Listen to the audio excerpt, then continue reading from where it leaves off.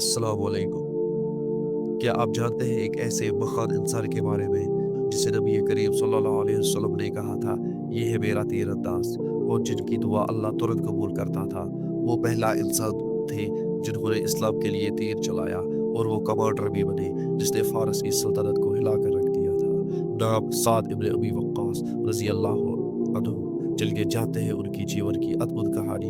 पूरा वीडियो ज़रूर देखें क्योंकि ऐसे वफादार सिपाही हर दौर में नहीं मिलते। साद इब्न अबी वक्कास को इस्लाम के इतिहास में पहले व्यक्ति के रूप में जाना जाता है जिन्होंने इस्लाम के लिए तीर चलाया। जब मुसलमान मक्का से हिजरत करके मदीना पहुंचे तो एक दिन एक काफिर ने अचानक हमला कर दिया। साद इब्न अबी वक्कास के पास उस वक्त तीर था और उन्होंने वो तीर चलाकर इस्लाम की पहली सैन्य प्रतिक्रिया दी।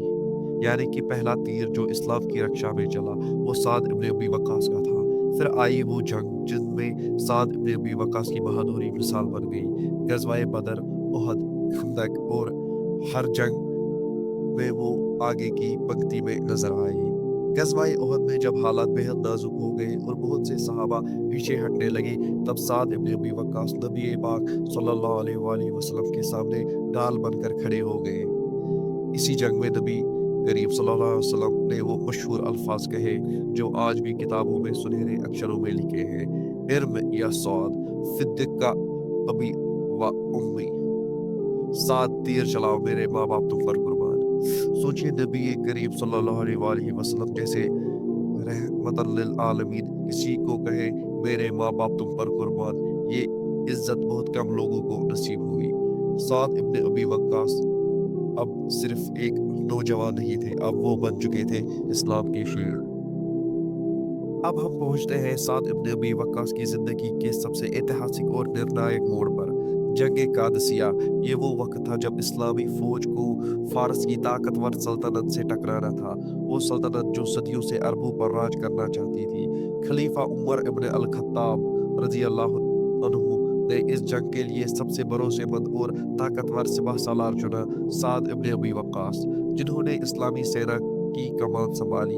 एक तरफ था फारस का हजारों की तादाद वाला प्रशिक्षित और घुड़सवार लश्कर, दूसरी तरफ थी इस्लामी फौज, कम संख्या लेकिन मजबूत ईमान और यकीन के साथ। जंग कई दिन तक चली और साद इब्न अबी वक्कास ने बुखार में भी बिस्तर से लेटकर ऊंचे स्थान पर बैठकर पूरी जंग की रणनीति चलाई। उनकी योजना, अल्लाह पर यकीन और सैनिकों का हौसला फारसी फौज की एक एक दीवार को गिराता गया। फिर आया वो ऐतिहासिक दिन जब इस्लाम की सेना ने फारस की राजनीति मदियन को फतह कर लिया। ये जीत सिर्फ एक इलाका नहीं था, बल्कि ये था इस्लाम का दरवाज़ा इराक और कादसिया की जीत। फारस की सल्तनत का पतन और इस्लामी शासन की स्थापना के बाद साद इब्न अबी वक्कास ने दुनिया की चकाचौंध से दूरी बना ली। उन्होंने अपनी ज़िंदगी के आखिरी साल मदीने के पास एक गांव में सादगी और इबादत में गुजारे।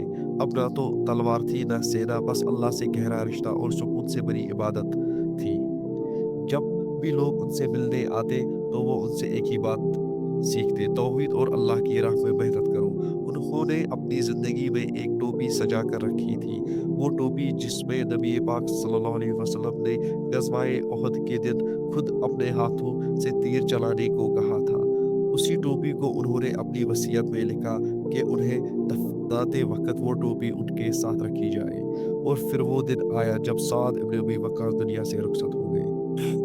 उम्र थी 80 साल से ज़्यादा, लेकिन नाम हमेशा के लिए अमर। वो आखिरी सहाबी थे जिन्होंने नबी करीम सल्लल्लाहु अलैहि वसल्लम के साथ पहली बार नमाज पढ़ी थी, पहली तीर चलाया था और आखिरी सांस तक अल्लाह के वफादार रहे। साद इब्न अबी वक्कास का नाम इस्लाम के इतिहास में एक नायाब हीरो की तरह चमकता रहेगा। उनसे हमें ये सबक मिलता है कि जब ईमान मजबूत हो तो एक अकेला इंसान भी तूफानों का रुख